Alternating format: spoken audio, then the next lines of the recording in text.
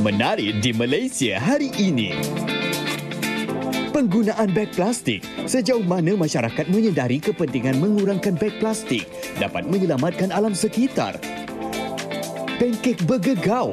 Keenakan variasi manisan mengikut cita rasa ramai. Juga perkongsian terkini kami bawakan.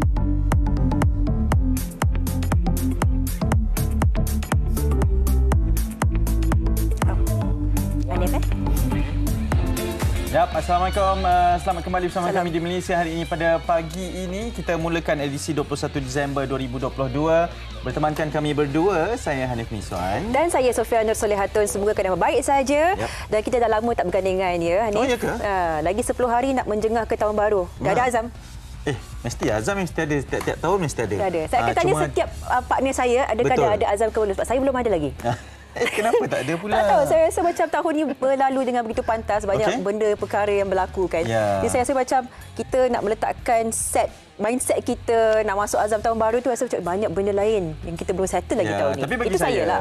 Sebab mungkin ramai orang yang berkata berkenaan dengan perjalanan setiap tahun yang sekejap, pantas kan. Cuma mungkin kerana era moden ini yang buatkan kita rasa cepat tau. Sebab sekali kita dah kongsikan, sekali kita lalui. Kalau kita dekat sini tak berlaku apa-apa, tapi di sebelah benua lain berlaku sesuatu, kita pun turut merasai perkara tersebut. Sebab era moden ni, kalau dulu mungkin kita hanya berada di kawasan kita lah kan. Tempurung kita. Kelompok kita sahajalah. Okey, itu antara perkembangan. Kerana 10 hari lagi menjelang tahun 2023. Tapi apa yang berlaku pada ketika ini di dalam negara kita memang banyak sekali kejadian. Ada yang dijangka, ada yang tidak dijangka, dan itu yang akan kami bawakan perkembangan yang terkini pada ketika ini. Dan yang pertamanya adalah berkaitan dengan kejadian tragedi tanah runtuh di Jalan Genting Highlands dan juga Batang Kali, masuki hari yang ke-6 pada ketika ini. Betul. Masih lagi misi mencari dan menyelamat sedang giat diperhibatkan dalam usaha untuk mencari pada ketika ini secara rasminya 8 lagi mangsa yang tidak dijumpai. Betul. Dan pagi ini dapat perkabaran yang terkini yang mayat mangsa ke-25 ditemukan, 8 masih hilang seperti disebutkan oleh Hanif.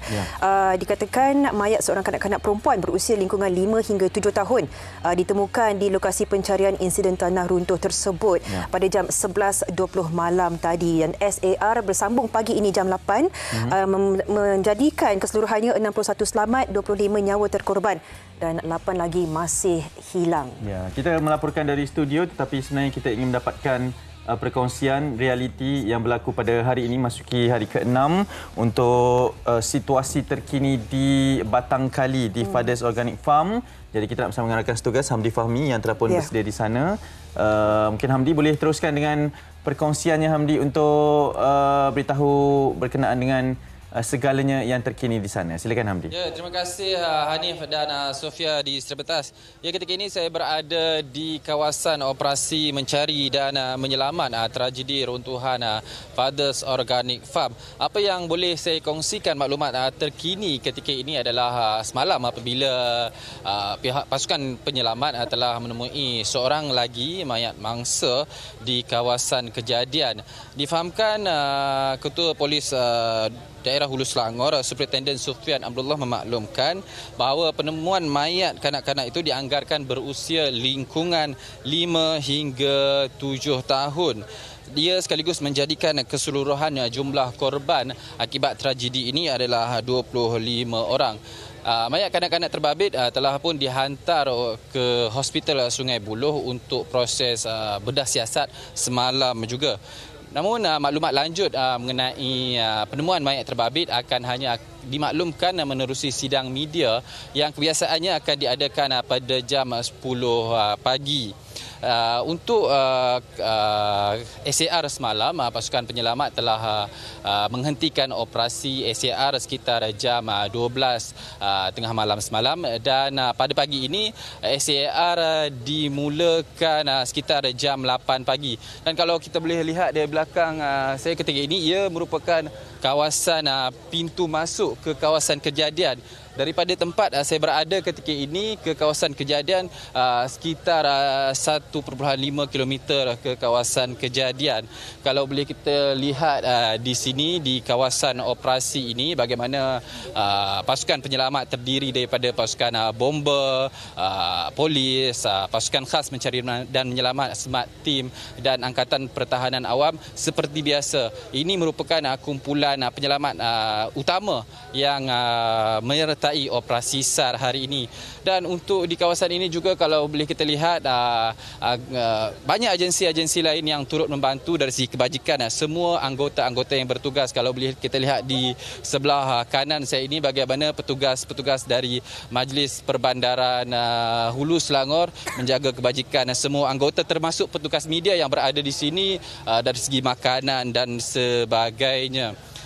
Saya fikir untuk hari ini kita mengharapkan tidak ada hujan yang boleh membantutkan operasi SAR di kawasan ini. Dan untuk waktu ini cuaca agak baik dan kita mengharapkan untuk hari ini cuaca terus baik bagi membolehkan pasukan SAR dapat menemui baki lagi mangsa yang terperangkap di kawasan ini.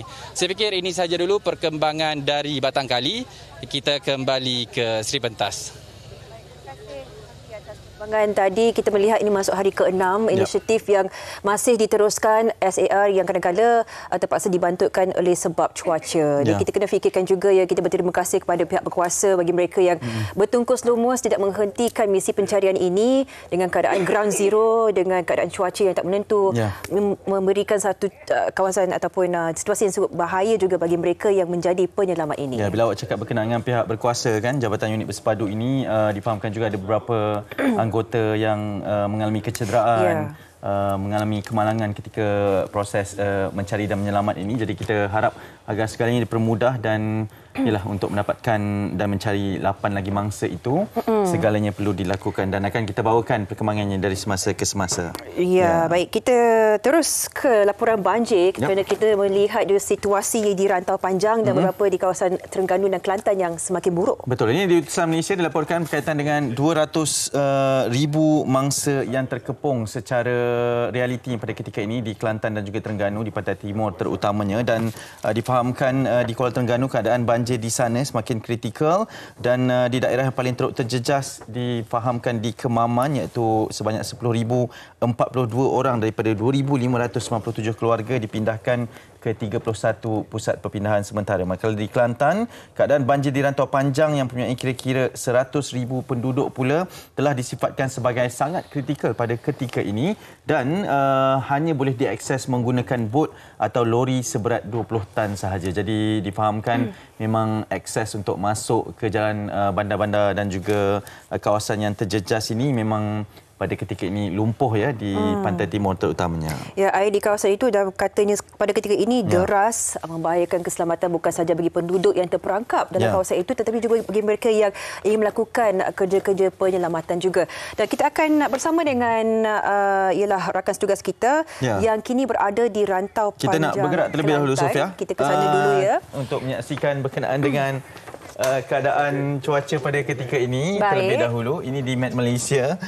Difahamkan juga berkaitan dengan keadaan cuaca ni. Kalau kita nak refresh ketika keadaan cuaca semasa di beberapa kawasan bandar utama, terutama di Kuala Lumpur, Kuching, Kota Kinabalu dan juga Kanga, kita melihat kepada keadaan yang cerah pada ketika ini. Seketika nanti kita nak bersama dengan mangsa yang berada di Rantau Panjang Kelantan untuk melihat kepada keadaan semasanya juga. Ketika ini kita boleh lihat dulu bagi amaran hujan lebat berterusan pada hari ini dibandingkan dengan semalam sedikit reda bagi kawasan yang ditunjukkan warna merah. Merah, bahaya hujan sangat lebat berterusan dijangka berlaku di Terengganu dan buruk di kawasan Kelantan dan juga Pahang. Waspada juga bagi kawasan pertengahan Semenanjung seperti di Kelantan, Pahang, Johor dan juga Sarawak di sebelah sana. Dan lihat kepada amaran ini sebenarnya dijangka berterusan sehingga kepada 22 Disember iaitu pada hari esok dan sehingga pada 24 Disember juga pada sepanjang minggu ini. Okey, kita nak melihat kepada keadaan semasa yang berlaku di Rantau Panjang Kelantan. Salah seorangnya adalah mangsa ataupun penduduk yang berada di sana yang terkesan dan kita bersama dengan Encik Muhammad Rusdi Ismail yang bersama kita secara panggilan video pada ketika ini. Kalau dah bersedia, Assalamualaikum. Selamat pagi Encik Rosdi. Waalaikumsalam. Encik Rosdi, macam mana sekarang pada ketika ini situasi di sana Encik Rosdi? Alhamdulillah pada pagi ini dah dan semalam saya dah basuh lantai rumah bermula petang semalam. Okey. Jadi hari ini masih lagi hujan. Air pun agak perlahan. Dan setakat ini Encik Rosdi dapatkah ialah bantuan ataupun datangnya pihak berkuasa untuk melihat situasi dan membantu para penduduk di kawasan Encik Rosdi sendiri? Encik Rosdi? Encik Rosdi, kalau boleh dengarkan kami, mungkin kita nak tanyakan situasinya. Boleh. Keadaan di sini agak terkawal sedikit walaupun paras air pada kali ini tidaklah seteruk pada bulan Februari yang lepas. Tetapi kawasan ini terkepung sebab jalan di Kubah Rambutan tidak boleh dilalui untuk ke Rata Panjang dan jalan di Kampung Kajang tidak dapat dilalui untuk akses ke Pekan Tanah Merah. Ya, aksesnya lumpuh. Dan keadaan ini saya rasa akan berlarutan dalam 2-3 hari lagi lah baru boleh dilalui. Ya. Adakah ini boleh dikatakan antara situasi yang terburuk Encik Rosdi pernah lihat, situasi banjir yang melanda kawasan perumahan Encik Rosdi sendiri ke pernah berlaku seperti ini sebelum ini?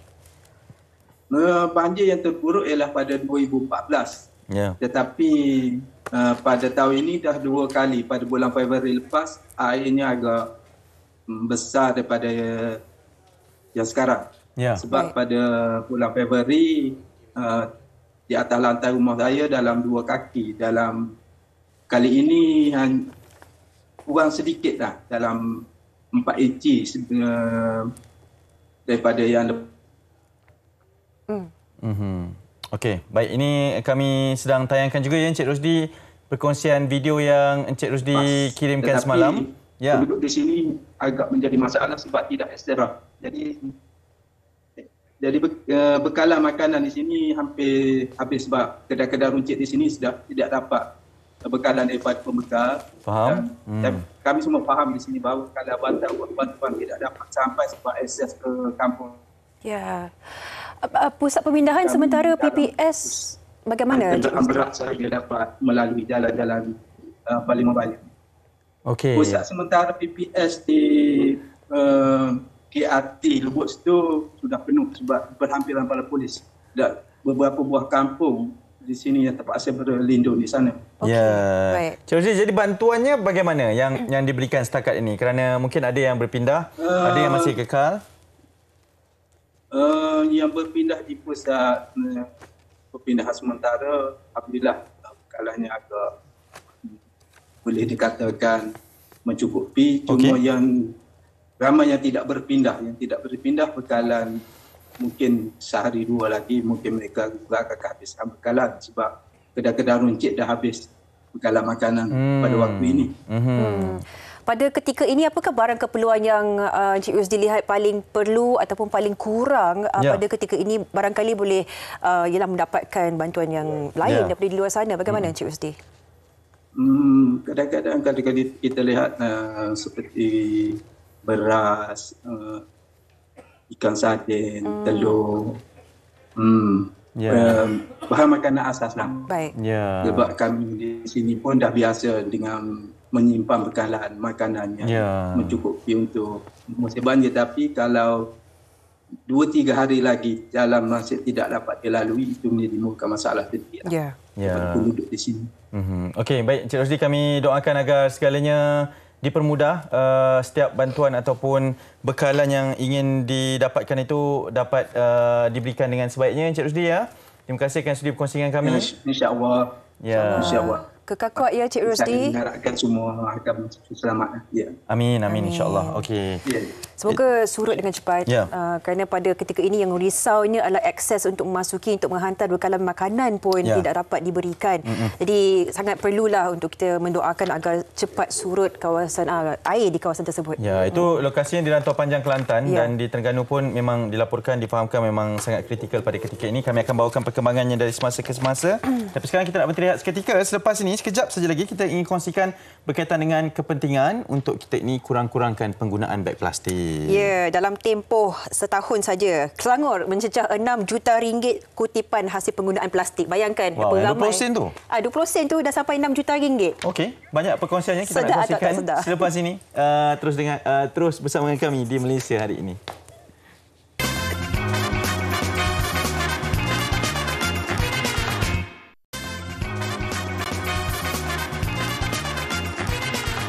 Hanif dan Sofia masih menghidupkan pagi anda di Malaysia hari ini. Yes. Kita nak membincangkan tentang ini perkara yang basic, yang asas. Tapi kita melihat sampai tahun ini, ramai yang masih sanggup membayar 20 sen. Sanggup bayar untuk membeli plastik supaya kita boleh membawa pulang. Awak tergolong ke tidak dalam golongan tu? Saya sejujurnya, saya nak konsisten. Itu masalah saya. Saya cuba untuk kongsikan ni, dia lupa kan. Tapi adalah inisiatif tu. Ya, okey. Saya antara yang tergolong juga. Tergolong dengan membayar 20 sen itu yang memberikan penjumlahan kepada 20 juta itu kan sehingga digabungkan itu pada tahun 2022 ini. Jadi kita nak tanyakan dengan lebih lanjut berkaitan dengan penggunaan beg plastik, sejauh mana kesedaran masyarakat bahawa ianya bukan hanya sekadar 20 sen, impaknya lebih daripada itu. Dan kita nak bersama dengan Dr. Muhammad Yusof Ishak, pensyarah kanan Fakulti Perhutanan dan Alam Sekitar daripada Universiti Putra Malaysia, bersama kita secara dalam talian. Assalamualaikum. Selamat pagi, Doktor. Assalamualaikum. Baik, Doktor, komen tentang rakyat Malaysia kita yang telah pun diletakkan harga 20 sen untuk membeli plastik pun kita tetap membayar sehingga jumlah 6 juta dalam masa satu tahun itu dapat dikumpul. Apakah pandangan doktor sendiri? Ini menunjukkan bahawa kesedaran kita masih rendah. Mungkin disebabkan oleh nilai hanya 20 sen, tetapi itu adalah token yang kita perlu bayar untuk memelihara alam sekitar kita. Mungkin juga disebabkan oleh kita tak nampak ke mana perginya 20 sen tersebut, di mana impact 20 sen tersebut. Ya. Jadi doktor, sebenarnya impact di sebalik 20 sen itu, kenapa sebenarnya kita digalakkan untuk tidak langsung sekurang-kurangnya mengurangkan penggunaan beg plastik ini terhadap kesannya alam sekitar ni, doktor? Sebenarnya kita memfokus kepada single use plastik. Contohnya straw dan juga plastik pakai buang yang digunakan hanya sekali. Walhal untuk menghasilkan plastik tersebut kita menggunakan sumber yang terlalu banyak dan juga mencemarkan alam sekitar. Dan kita juga perlu faham bahawa selepas sekali digunakan, plastik tersebut kebanyakannya tidak boleh diketar semula dan dia akan memenuhi kita punya tapak pelupusan kita, dan yang lebih menyedihkan kebanyakannya akan terlepas ke alam sekitar dan mungkin menyebabkan kita punya longkang tersumbat.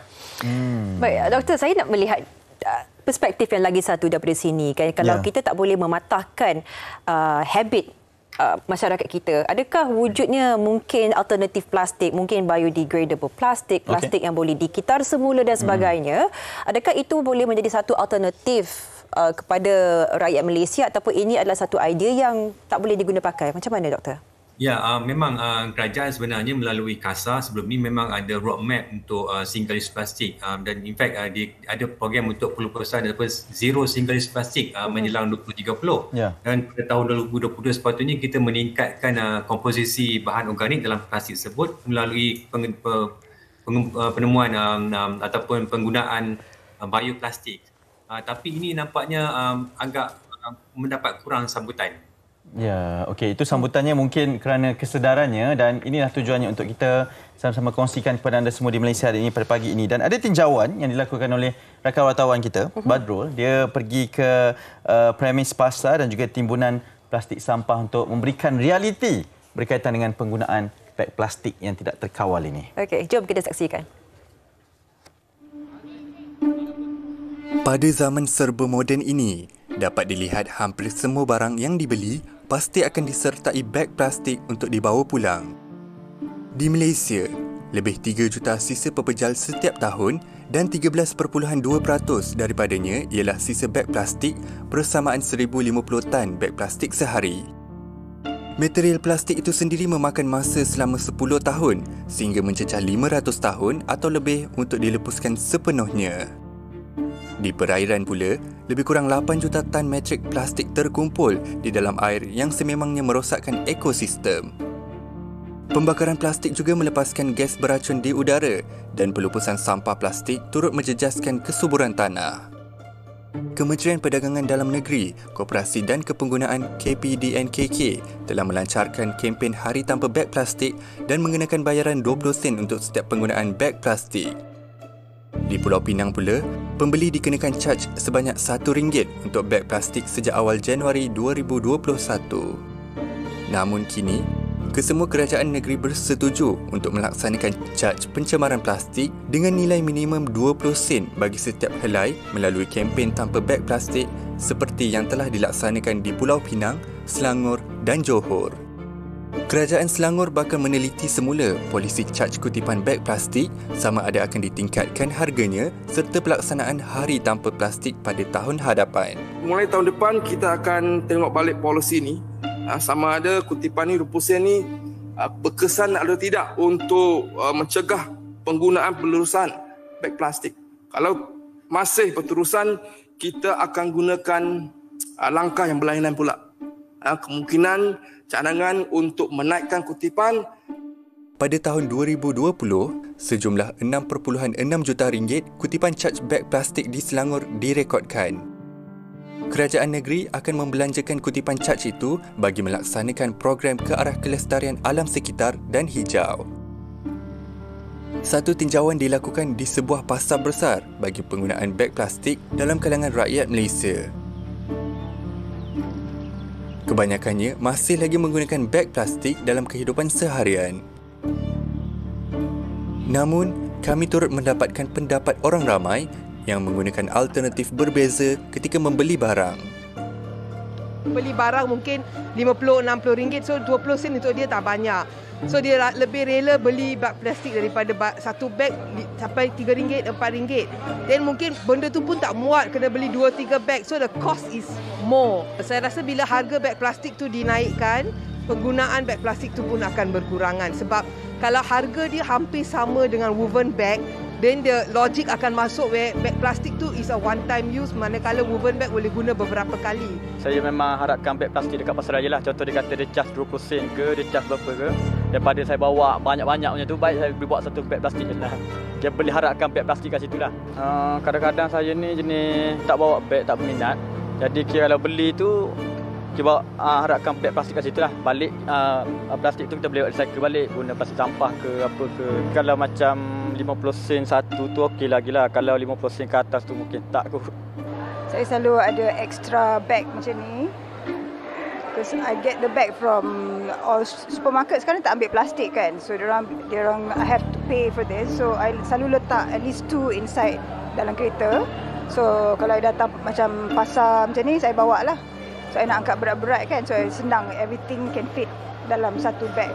Mungkin dia dah biasa because we've been using plastic for years and years, and suddenly to not tukar, it's all about mindset lah, like I mentioned earlier on. It's about educating the people. Woven bag is better. I can use like every single time, many times. But plastic bag, you know, sometimes you just throw it away after you use one time. The more expensive you charge, the more people will think twice. Like the first time, waktu there is a charges on the plastic bag. The first few times, I might forget to bring. But then after sometimes I feel like I don't want to waste many more money, so I just bring and I just put in a car or something. Yeah, I feel that way is more proven to get people to change their habit. Rata-rata rakyat Malaysia masih menggunakan beg plastik adalah kerana lebih mudah dan efisien. Kerana nilai setitik, rosak susu sebelanga. Itulah peribahasa yang sesuai apabila kami terus melakukan tinjauan di lorong Baba, Pudu, Kuala Lumpur ini. Segelintir masyarakat Malaysia yang tidak bertanggungjawab sememangnya tidak akan sedar akan penggunaan beg plastik. Majoriti rakyat Malaysia sedar dan cakna akan penggunaan beg plastik dalam kehidupan seharian mereka. Bukan untuk menghalang sepenuhnya, tetapi anda sendiri boleh menilai jika kawasan yang anda menetap dipenuhi sampah sarap beg plastik sebegini.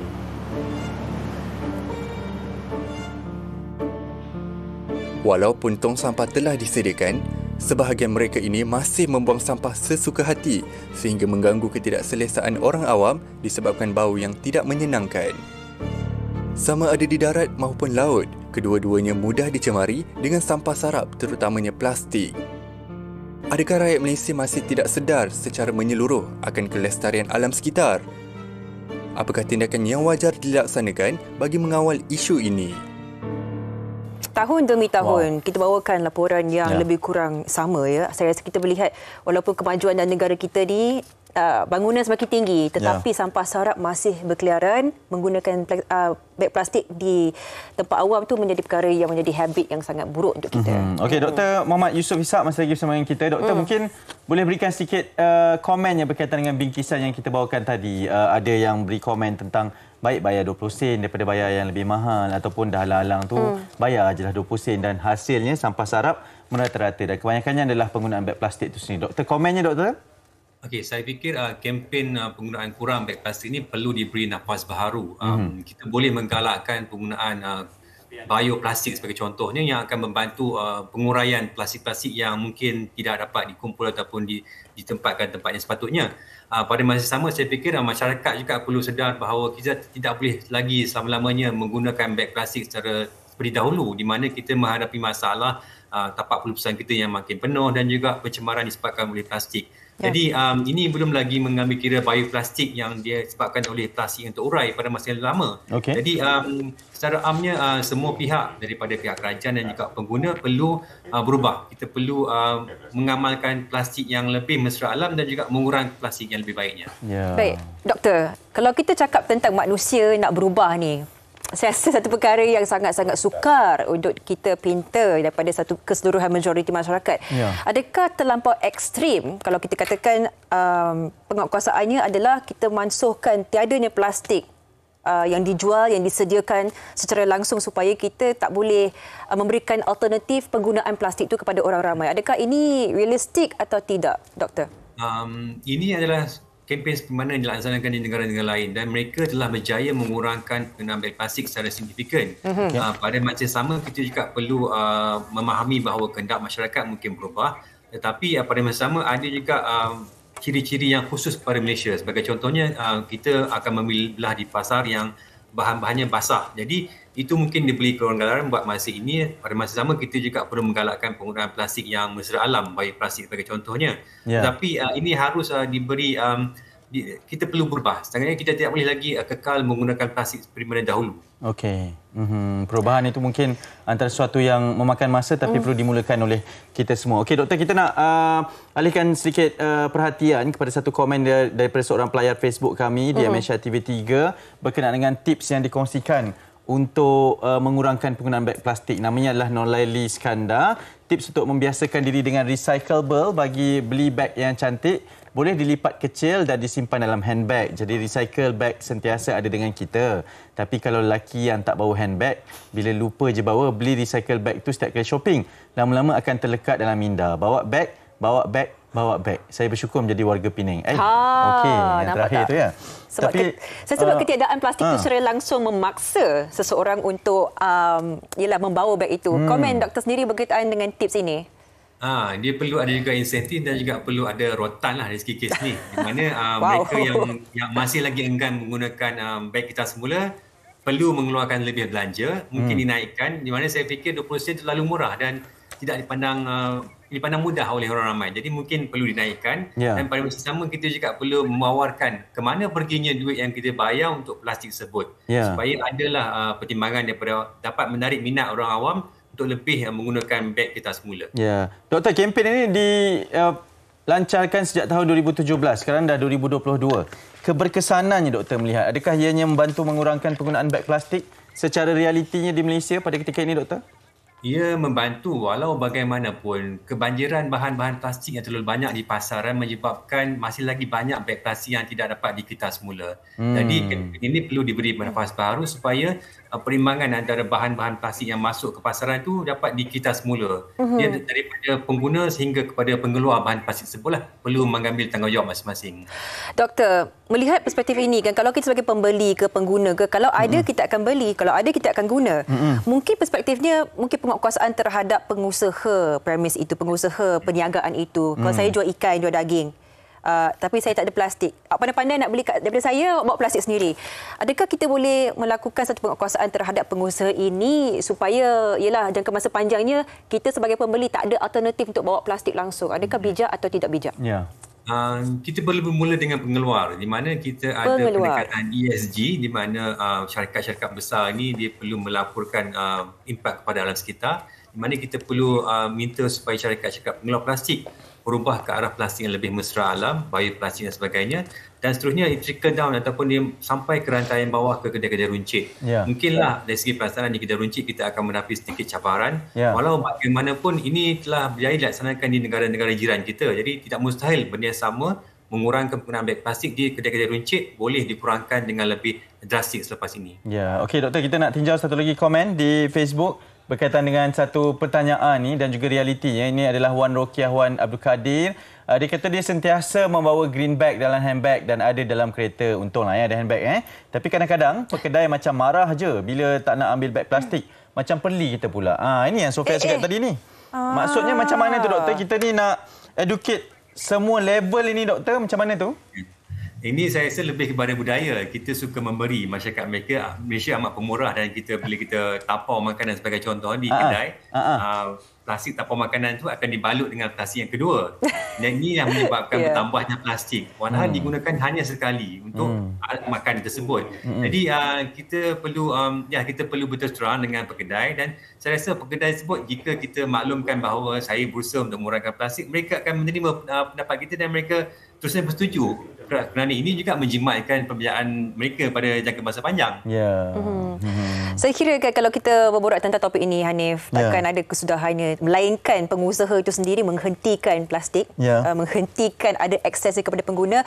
Apapun kita ucapkan terima kasih kepada doktor memberikan perspektif. Saya harapkan yang mungkin lebih ramai lagi yang berusaha untuk ke arah bumi yang lebih hijau ini. Ya, betul. Doktor, terima kasih banyak kerana sudi bersama kami. Dr. Muhammad Yusof Ishak, Pensyarah Kanan Fakulti Perhutanan dan Alam Sekitar Universiti Putra Malaysia. Dan ingatlah untuk membina satu masa depan, mungkin bukan untuk kehidupan kita yang sekarang ini, tapi kepada generasi yang akan datang ini, itulah tujuannya untuk kita bermula sekarang. Kita nak dunia yang baik, persekitaran yang baik, yang hijau, yang bersih buat generasi anak-anak kita nanti. Saya sokong YB. Betul. Ya, okey. Kita nak berehat seketika, selepas ini kita nak bergegar dengan awak ni, Sofia. Wow, bergegar dengan saya. Macam mana tu? Ada pancake yang bergegau katanya.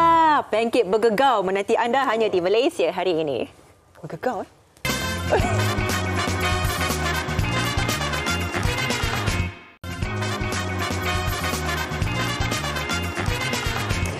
kita keluar untuk kita melihat Hanif makan pancake bergegau. Ya, ini yang dinamakan pancake bergegau. Tak boleh dia kalau gegau. Lembut je dia sebab gegau. Katanya kalau makan baru bergegau. Dan itulah antara kemeriahan ataupun keunikan pancake ini. Sebab saya terkejut sebenarnya tengok. Ingat pancake yang macam besar tu. Rupanya mini pancake lah. Biasa saya buat, dia besar. Dia besar sikit lah ataupun saiz medium kan. Kita nak terus bersama dengan pengusahanya. Bagi pengusaha pancake bergegau ni, Encik Muhammad Faizal Indra. Dan juga stafnya Nur Umaymah binti Abu Bakar. Terima kasih meluangkan masa. Sama-sama. Okey, soalan awal yang pertama. Yang pertama, kenapa namanya pancake bergegau? Tang mana yang bergegau tu? Okey, so sebenarnya nama ni kita nak kira dulu bergegar, tapi sebabkan isteri saya ni orang Melaka, so dia cakap saya kita jadikan dia Melaka sikit, unik sikit. So kita pun jadi bergegau. And then kita dah trademark. So bergegau tu maksudnya sekali ngap nak lagi maksudnya macam tu. Sekali ngap nak lagi. Ya, betul. Untuk bergegau jiwa lah. Dan sekali ngap bergegau rasanya. Okey. Dah berapa lama dah ada perniagaan ni? Okey, ikut perniagaan ni kita dah lebih kurang 5 tahun. Cuma masa tu kita buat yang pancake yang jenis besar lah. Okey, so pancake besar dan apa balik sebagainya lah. Okey, yang baby pancake ni kita baru almost dalam 3 bulan baru lagi lah. Kita baru create. Sambutannya macam mana? Sebab yelah pancake yang kecil-kecil macam ni jarang jumpa ni kan? Ya, betul. So, sambutan dia memang sangat menggalakkan. First dulu, actually idea ni datang daripada isteri saya sendiri. Dia cakap kita cuba buat yang kecil-kecil punya. Biasanya macam pancake yang besar ni kan, kadang-kadang orang nak makan, kalau seorang tak habis kan. Betul. So, pancake satu benda yang orang boleh makan. Seorang pun dia boleh habis lah. Kita tengok visual di kaca TV sekarang ni, beratur ya. Seorang buat pitch ya sambil-sambil nak dapatkan ni. Ini di mana lokasi ni? Lokasi ni dekat Stesen 7, Bandar Baru Bangi. Oh, di Bangi. Ya, betul. Sebenarnya saya tertarik dengan cara pembuatan. Dia macam pakai bekas macam takoyaki pun ada. Siapa yang tadi Umaymah ya? Umay. Oh, Mama, macam mana tadi buat tu? Cuba pergi Sofia buat dah. Awak tunjuk. Janganlah saya buat. Saya nak belajar je. Jadi bekas ni memang kena ada lah. Ya, betul. Okey. Mungkin nak tunjuk sikit adunan dia ke? Sebab saya biasa buat pancake ni saya adun sendiri saja. Ada secret ingredient ke? Kalau secret tak beritahu lah. Apa yang istimewa ni? Okey, so ini adunan yang kita dah siapkan lah. Okey. So antara bahan-bahan yang kita ada, dia memang rahsia sikit lah kan. Rahsia lah. Sikit lah sebab alang-alang dah dekat Malaysia ni. Tapi adunan sendiri ke? Yes, adunan sendiri. Okay. Dia bukan instant ya? Bukan, ini memang adunan yang kita dah R&D selama 4 tahun yang lepas lah. Okay. So kita gunakan adunan yang masa kita buat pancake besar. So antara terbahan dia macam biasalah, mostly memang kena ada macam baking powder, baking soda, dan biasanya kita akan letak lagi plantar dan buttercup sebagainya untuk bagi dia lagi lembut. Tak rahsia lah tu, saya dah bagi tu. Itulah, okey dah sikit-sikit. Nanti ramai orang tahu pula buat ni. Penonton tak dekat sini tapi saya berada di sebelah bau Umay ni sambil bau dia punya mentega butter dia. Mai, macam mana kita nak ni kena terbalikkan ke macam mana ni? Terbalik kan? Okey, awak tunjuk satu contoh dia Mai. Dah boleh terbalik ke belum?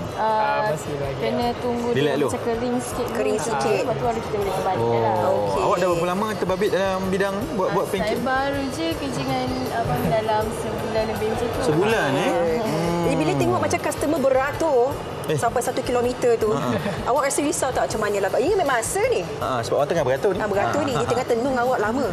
Jadi macam mana? Awak rasa macam dah dapat biasakan diri tak dengan yes, dah macam buat macam tak ada je customer kat depan. Buat tak ada je. Macam buat fokus. Siap. Yes. Okay. Sebab ini antara inovasi juga Ya, betul. Dan melihat kepada sambutan orang pun memang orang seronok apa semua. Toppingnya macam mana? Yang mana paling banyak dapat perhatian? Untuk topping ni kita ada lebih kurang dalam 6 atau 7 topping. So kita ada onde-onde. Lepas tu kita ada cookies cream. Lepas tu kita ada Cadbury, Nutella. Dan kita ada Lotus Biscuit. Okey. Lepas tu kita ada Kinder Bueno. Pelbagai Pelbagai. Cuma ada 4 topping ni yang memang ramai orang ambil lah. Antaranya adalah Lotus Biscuit, cookies cream, Nutella dengan Cadbury. Okey, baik. Sofia sedang melakukan masukkan baliklah ke sini. Oh ya Allah. Bagi basah bawah tu minta maaf. Dia kan bermula kat sini, kena masukkan situ. Masih nampak perfect. Okey, nampak. Kita tak cakap apa-apa. Cuma tempat je salah tadi. Salah masuk tempat parking. Lepas ni Hanif awak buat. Jangan komen saja. Okey, kejap ya. Biasalah kita kadang-kadang nak cuba ya. Kalau macam ni, kalau tadi 1 km beratur. Sampai kat Sofia ber-15 km pun saya rasa. Yang depan tu pun tak dapat lagi. Tengok dia salah tempat lagi. Saya minta maaf. Tak apa, yang ni saya makan. Itu contoh yang tak mudah yang awak tunjuk sekali. Okey, awak kita tengok yang pro buat macam mana? Okey. Ini pun skill juga ni Dia kena penuh dengan kasih sayang ya. Dia ada skill dia. Nampak tak? Saya tahu. Tipsnya Sofia, sambil buat tu jangan bercakap. Jangan bercakap.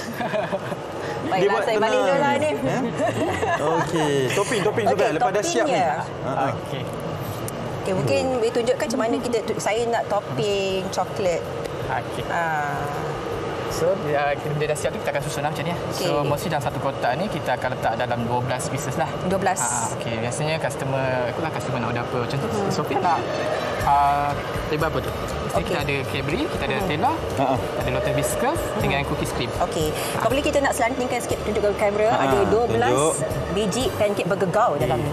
Dia okey. Awak nak topping apa tadi? Dia Hanif pilih lah sebab awak suka makan coklat. Saya nak Nutella. Okey. RM12.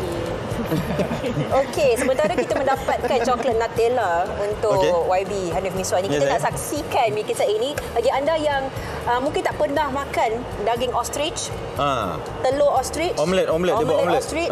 Kita nak tengok adakah sedap ke tidak sedap. Ayo kita saksikan bikisan ini. Jom. Dia penuh sikit. Patutlah bergegar. Bagi yang mahu beriadah bersama keluarga ketika musim cuti persekolahan maupun hujung minggu, ladang burung unta berkonsepkan zoo mini di Port Dickson Negeri Sembilan memberi peluang kepada pengunjung untuk melihat dan mengenali dengan lebih dekat haiwan unik ini.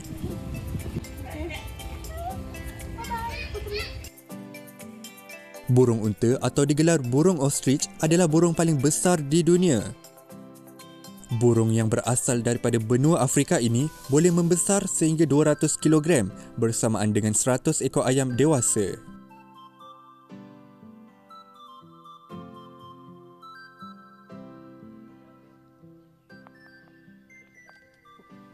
Saya difahamkan burung unta di sini sedang mengalami salah satu musim gugur bulu di mana bulu lamanya akan digantikan dengan bulu yang baru.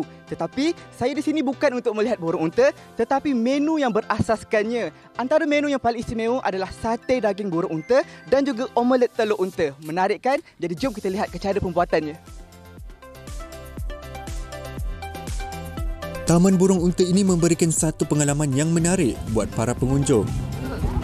Selain dapat menyaksikan haiwan ini, mereka juga dapat menikmati satu menu yang luar biasa. Maswati Said atau lebih mesra disapa Kak Mas merupakan pengusaha kafe PD Ostrich Farm dan sudah 9 tahun mengusahakannya. Menu sate burung unta ini dihasilkan sejak taman burung unta ini ditubuhkan dan kini mendapat sambutan yang tinggi daripada pengunjung. Kelebihan utama daging burung unta adalah rendah kalori dan mengandungi jumlah protein yang tinggi serta kandungan kolesterol yang rendah. Bekalan daging burung unta diperolehi daripada pihak luar dan daging unta yang diambil adalah sekitar usia 4 tahun ke bawah. Sate ni, kita memang yang datang kat sini memang akan cari sate ostrich. Sebab dia tahu kat sini tempat ostrich, dia more kepada ostrich. Jadi kita dekat Malaysia ni memang dah kenal lah dengan sate ni. Kalau sate-sate lain tu macam daging atau ayam, dia orang boleh dapat dekat luar. Tapi dekat sini hanya sate burung unta saja. Kalau bakar sate burung unta ni, dia lebih lagi senang sebab dia tak boleh terlalu masak. Kalau dia terlalu masak, daging burung unta dia jadi lebih liat. Jadi kita kalau masak sate ni, kita dah biasa dah, kita tahu 8 minit saja untuk masak dia.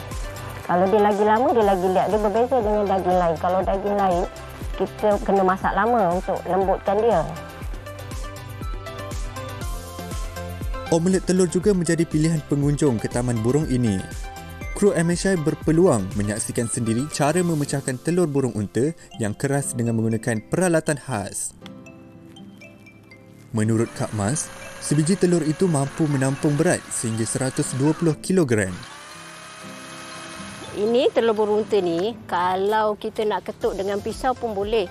Tapi kita guna drill, buka dia untuk buat lubang kecil macam ni. Sebab kulit ni kita boleh jual sebagai hiasan. Sebab masih ada permintaan daripada customer lah untuk beli kulit telur sahaja. Dia sama macam telur ayam. Tapi kalau you rasa dia, kalau kita masak, dia lagi kenyal daripada telur ayam. Sebab ni sangat kurang kolesterol. Bila kita goreng, dia tak kembang. Sebab dia sangat kurang kolesterol. Kalau telur ayam tu kita goreng, dia kembang. Sebab itu dia banyak kolesterol. Variasi makanan yang disediakan diterima baik pengunjung dan lebih istimewa lagi, mereka berpeluang merasai sendiri 2 menu makanan yang berasaskan burung unta yang sukar dinikmati di tempat lain.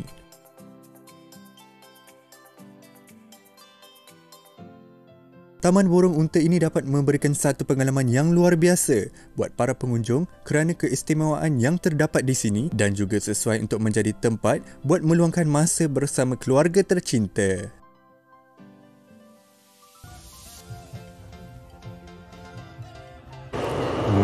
Hanif Miswan, adakah awak pernah makan telur ostrich ataupun daging ostrich? Tak pernah lagi. Tapi kejap Ting! Terus ada kat sini.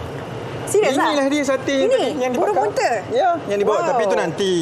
Sebab sekarang kita nak teruskan dengan perkongsian. Masih lagi dengan pancake bergegau ini. Masih dengan pancake bergegau. Okay. Ramai tertanya-tanya ni, Cik Fazal. Yes. Satu hidangan yang lengkap sebegini, berapakah harganya? Okey. Untuk flavor Nutella ni, kita jual dia dalam harga RM12. RM12 per box. Yes. So 12 biji RM12. Betul. Saya rasa berbaloi Hanif dengan bau butternya, dengan bau coklat yang kuatnya. Okay. Awak nak rasa? baru bau tu. Nanti rasa. Mana tak bagi makan sekarang. Entah. Kita letak tepi dulu. Dia pandai, dia bagi kita bau dulu. Tapi tak apalah, mungkin kepada mereka yang nak bersama ataupun nak rasa ni, ke mana boleh dapatkan, Cik Faizal? Okey, siapa-siapa yang nak cuba baby pancake kami ni boleh datang ke Bandar Baru Bangi, Seksyen 7. Lemaknya berhadapan dengan klinik As-Salam 24 jam. Okey, boleh cari kami kat situ lah. So, kita akan buka setiap hari kecuali Jumaat. Waktu operasi daripada pukul 11 pagi sehingga 6 petang. Oh, ingatkan di Melaka bukan Bukan Oh, inspirasi je lah ya. Betul. Dengan kejayaan awak ni, ada rasa macam nak buka banyak lagi cawangan ke? Nak buka, yelah ramai lagi. Stokis orang kata, bukan stokis. Outlet lah. Outlet lah. Okey, insyaAllah kita ada planning lah untuk pada tahun 2023. So, kita akan, insyaAllah kita akan cuba sedaya upaya untuk buka outlet kita lebih kurang dalam 10 outlet lah.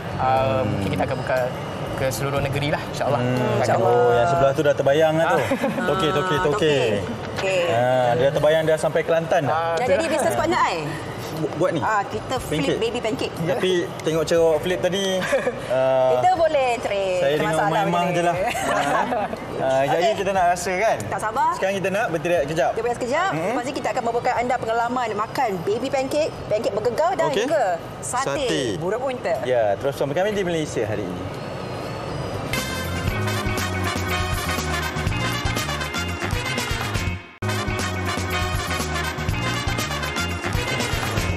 Kembali menemani anda, kita bawakan makanannya eksotik, yang lain daripada lainnya, bergegar orang cakap. Ni kita dah bersediakan. Kita bersediakan untuk Hanif. Yang ni berapa ringgit tadi Pandai cakap? RM18. RM18 untuk satu hidangan ni. Untuk ini RM12. 6 batang. Okey. Sate apa? Ini sate burung unta tuan-tuan dan puan. Ostrich. Sabar.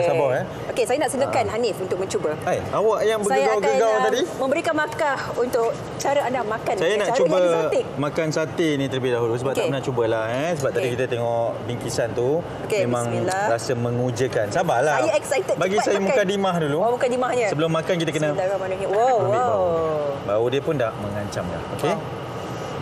Okey, bismillahirrahmanirrahim. Awak kena makan slow mo sikit. Dia juicy. Saya terbeli dengan riak muka awak. Okey, macam mana taste dia macam mana? Dia juicy. Memang rasa dagingnya sangat empuk.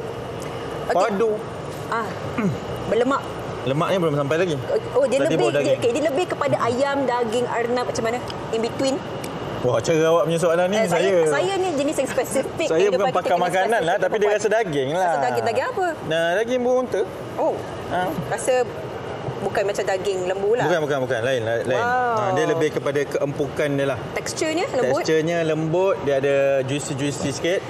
Rasanya elok dia habiskan lah. Okey, awak rasa yang tu pula. Saya rasa yang ni tapi saya nak cuba yang biscoff. Okey, boleh. Cubalah yang mana berkenan di hati.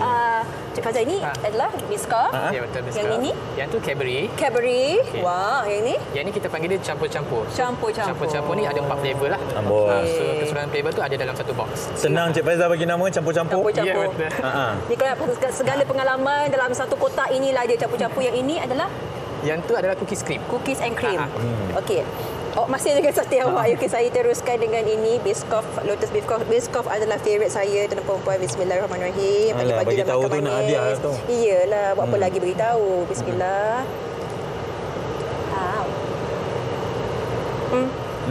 Macam mana? Wow. Dia punya pancake tu, maaf saya, pancake ni sangat padat. Okey. Dan dia berlemak pancake itu sendiri sebelum dia bercampur dengan rasa biscoff lotus tu. Cara awak cakap ni macam ni rancangan realiti masakan lah. Kita bagi komen pada orang yang tukar masak. 10 out of 10 bintang. Okey. Thank you. Baik. Semoga berjaya kerana esok kita akan terus dengan anda di Malaysia hari ini. Topiknya apa, Sofia? Prinsip kelima, rukun negara. Iaitu kesopanan dan juga kesusilaan. Ingat lagi? Mestilah ingat kan. Hari-hari Isnin memang angkat ni je, ikrar je dekat penyimpunan tu. Okey? Kita nak mencuba. Yang penting jaga diri, cakna dengan keadaan semasa dan kita akan terus membawakan kepada anda perkembangannya dari semasa ke semasa berkaitan dengan keadaan banjir dan juga apa yang berlaku di Batang Kali ya.